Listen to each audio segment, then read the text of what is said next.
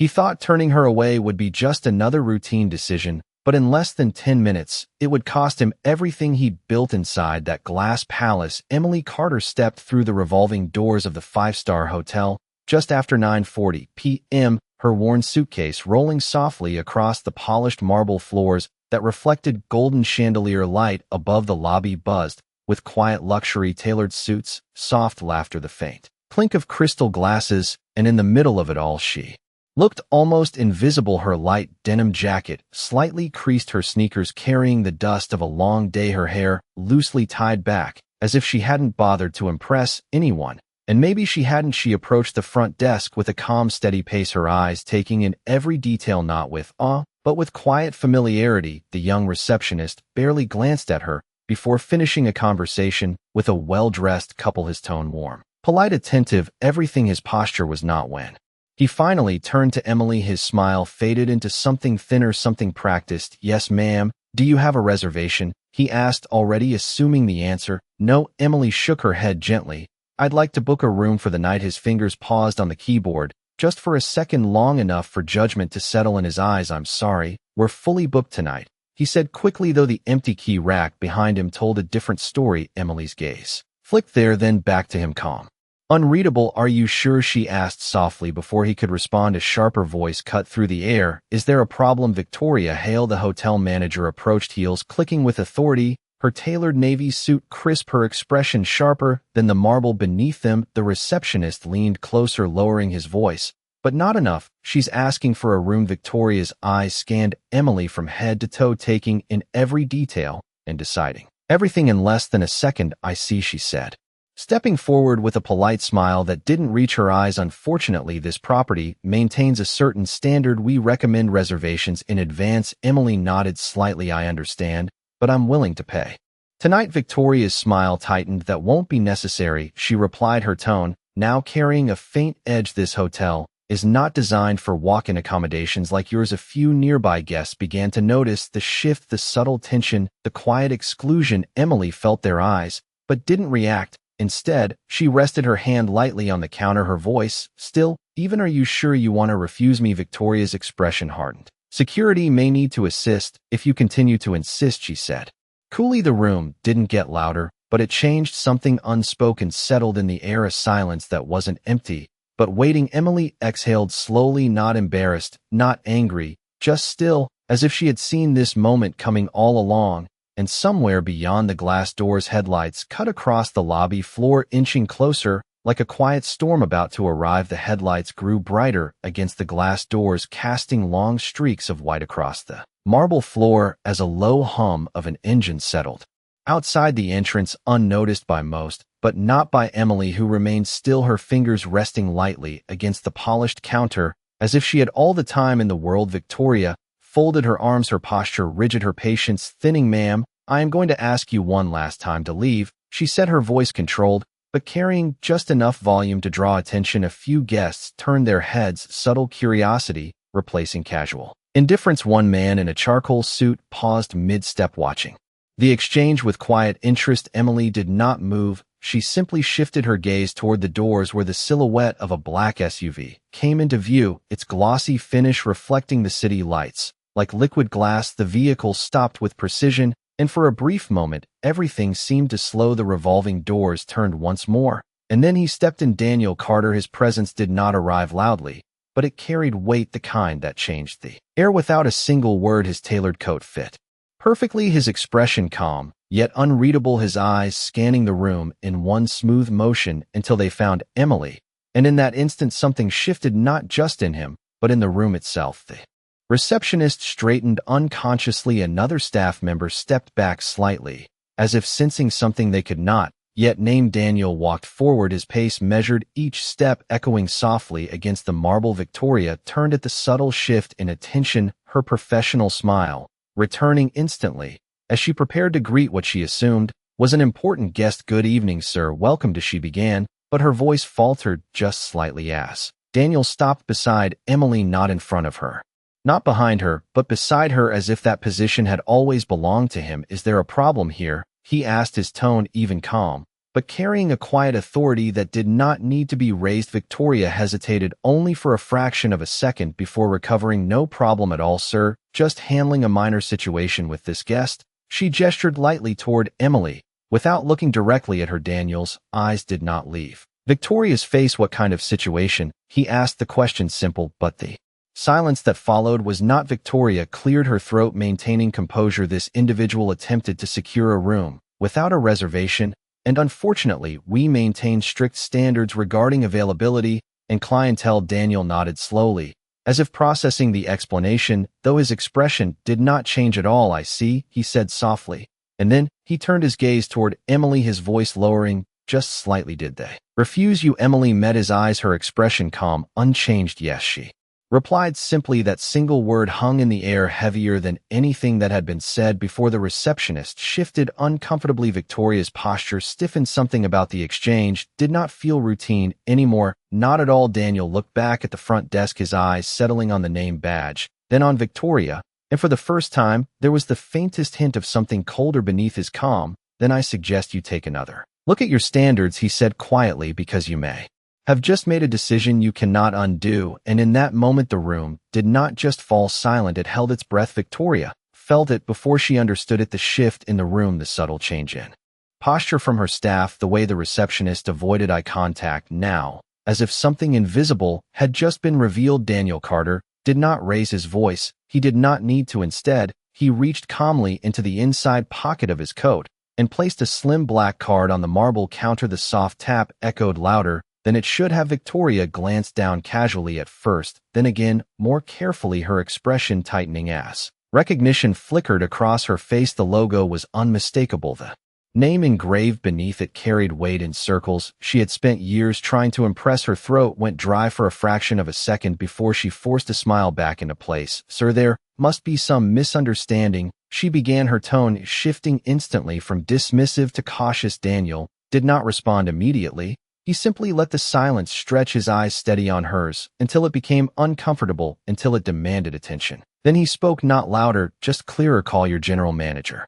Victoria hesitated again, something she had not done once all evening. "I am the acting manager tonight," she replied carefully. Daniel nodded once, as if confirming something he already knew. "Then call the general manager," he repeated, this time leaving no room for interpretation. The receptionist moved quickly, now fingers trembling slightly, as he reached for the phone nearby. Guests were no longer pretending not to watch. Conversations had quieted, drinks paused mid-air. The entire lobby seemed to lean toward the unfolding moment. Emily remained exactly where she was, her posture relaxed, her expression unchanged, as if none of this surprised her at all. Victoria straightened her jacket, attempting to regain control of a situation that was slipping through her fingers. "I assure you we can resolve this immediately," she said, forcing a polite tone. Daniel turned his head slightly toward her, not fully, just enough that she felt it. "Resolve it how?" he asked, and there it was, the question that had no safe answer. Victoria opened her mouth, then closed it again, because anything she said would admit what had already been done. The denial, the assumption, the public humiliation. Across the lobby, the elevator doors opened,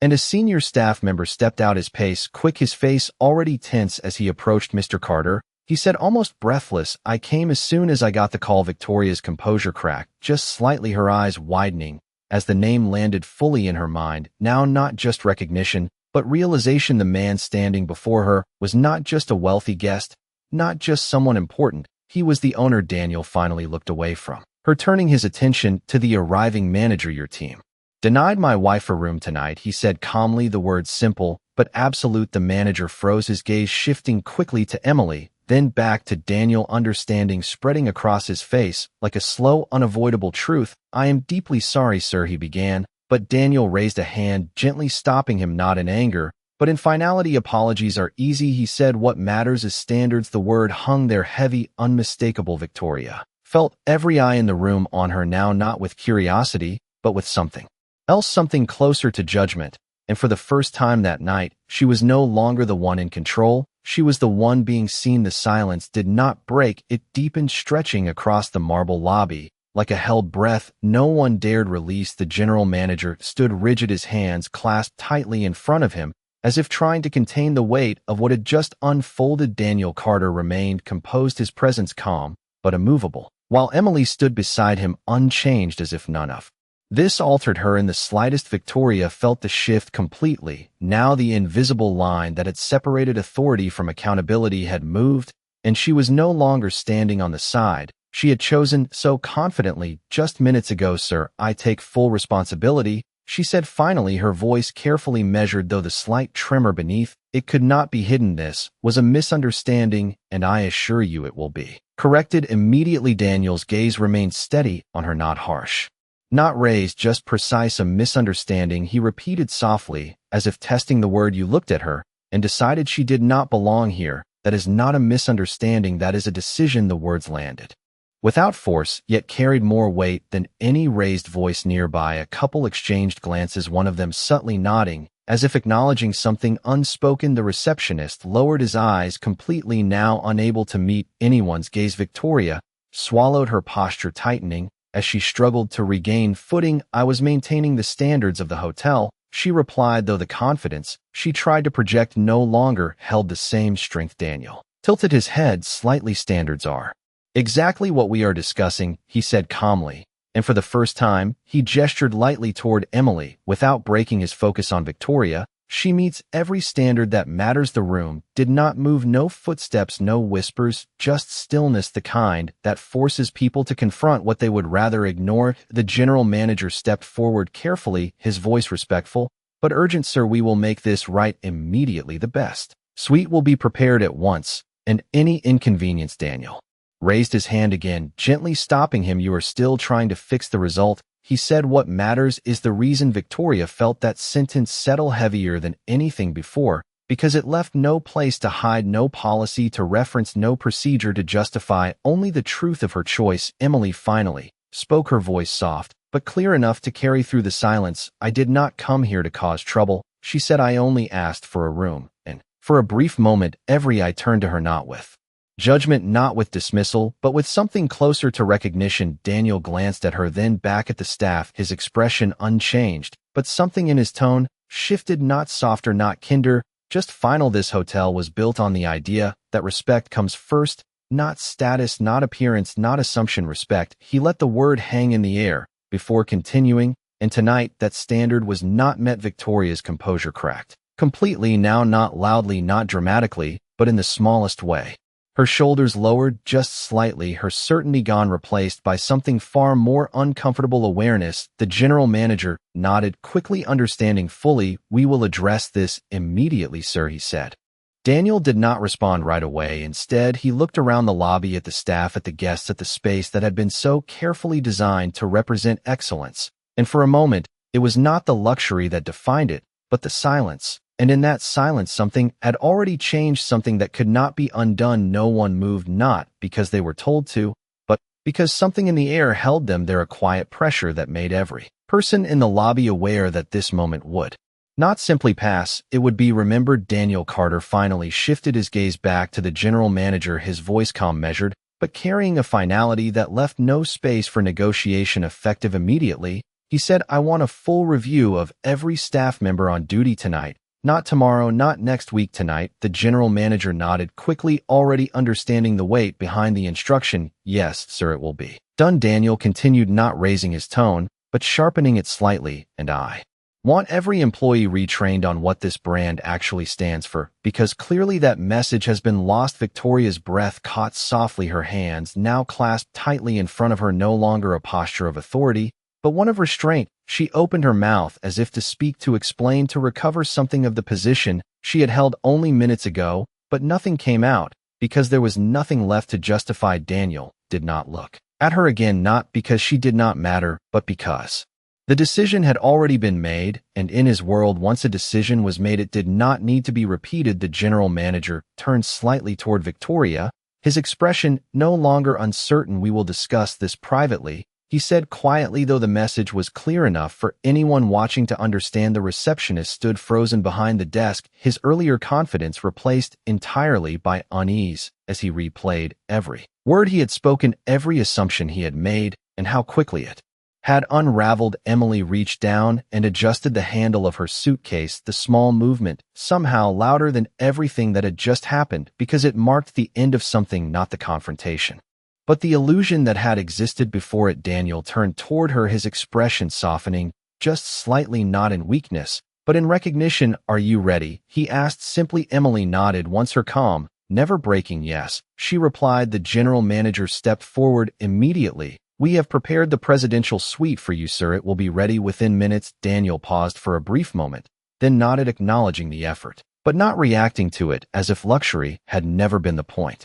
Because it had not been. The point was something far more basic, something that should have never required correction. As they began to walk toward the elevators, the lobby slowly came back to life. Conversations resumed quietly, though different now, more careful, more aware. The same space, the same marble floors, the same golden light. Yet something fundamental had shifted. People were no longer just seeing wealth or status, they were seeing the consequences of judgment. Victoria remained where she stood, her gaze lowered, not in shame alone, but in realization, the kind that arrives too late to change what has already been done. And as the elevator doors opened and closed behind Emily and Daniel, the silence returned one last time, softer now, but heavier, because everyone in that room understood the same truth at once. Respect is not offered after you recognize someone's worth. It is revealed in how you treat them before you ever know who they are. The elevator doors closed with a soft chime, sealing off the noise of the lobby, and for the first time that night, the silence felt different, not heavy, not tense, but clear. Emily stood facing the mirrored wall, her reflection calm, unchanged, as if nothing unusual had happened, while Daniel stood beside her, his posture relaxed, yet thoughtful, his gaze fixed ahead. As the numbers climbed slowly, 23, 24,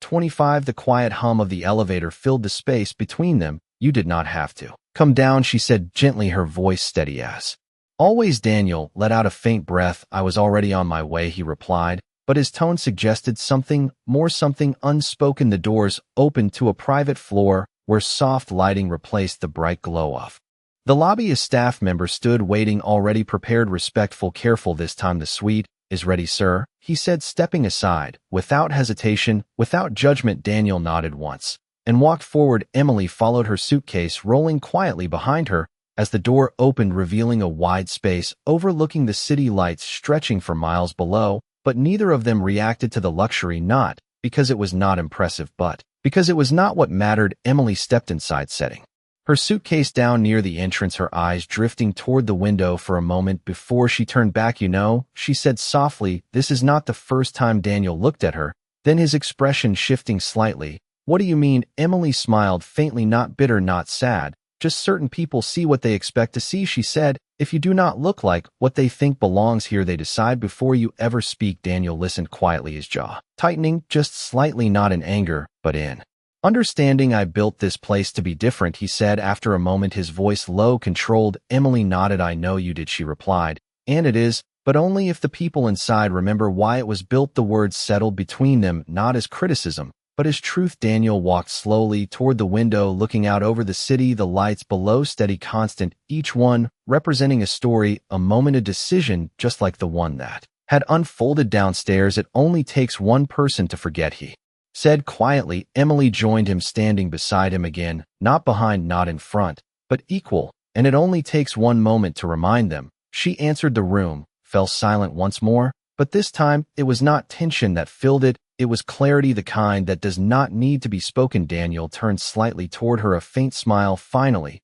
appearing, something rare, something genuine. Thank you, he said simply. Emily looked at him, surprised. For what? For reminding me what matters, he replied, and in that moment the power in the room was not the view, not the suite, not the wealth. It was something far quieter, something far stronger, awareness. And far below, in the lobby, things were already changing. Down in the lobby, the air had not returned to normal. It had shifted into something sharper, more aware. The general manager stood near the front desk, his voice low but firm as he addressed the staff, every word measured, every instruction clear. We are not reviewing performance, he said. We are correcting culture. The receptionist nodded quickly, his earlier confidence replaced entirely by attention, while another staff member stood beside him, listening more carefully than they ever had before. Victoria remained slightly apart, her posture no longer rigid, but still her gaze fixed on the marble floor, as if replaying the moment again and again. Not the arrival, not the revelation, but the decision, the exact second she chose to judge before she chose to understand. The general manager turned toward her, his expression controlled,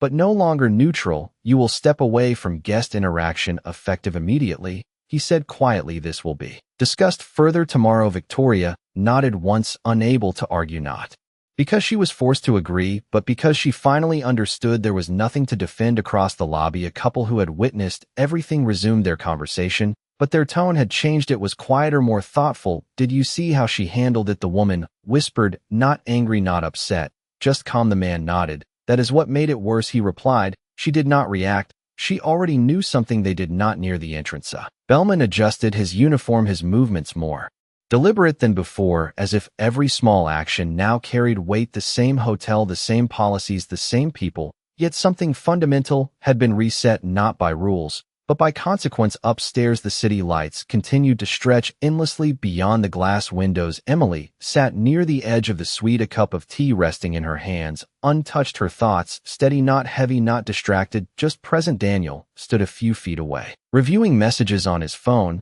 but his focus was elsewhere.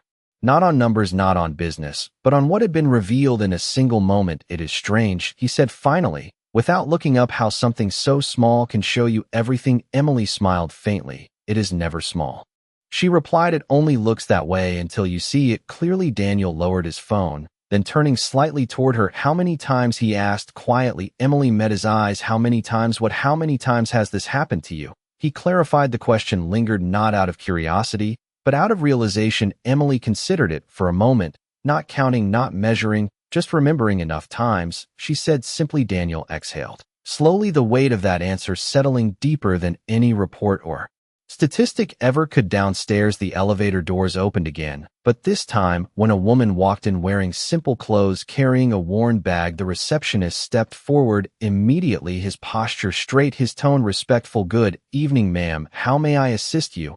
And this time, there was no hesitation, no judgment, only service, the way it should have been from the beginning. And somewhere between the silence and the change, the lesson had already taken root. The night moved forward, but the weight of what had happened did not fade. It settled into the walls, into the rhythm of every interaction, shaping the space in ways no policy ever could. Downstairs, the general manager remained present, no longer observing from a distance, but actively guiding every exchange, his voice calm but deliberate as he spoke with each staff member one by one, not accusing, not correcting loudly, but making something clear. This hotel does not decide who belongs based on appearance. It reflects how we choose to treat people. The receptionist listened closely, nodding with a focus that had not existed before, each word landing differently now because it was no longer theoretical. It had already been tested and failed. Victoria stood near the far end of the lobby, her earlier confidence replaced with stillness. She was not dismissed from the building, not removed from sight, but left there long enough to understand what had shifted and why. She watched as a new guest approached the desk, a man in casual clothes,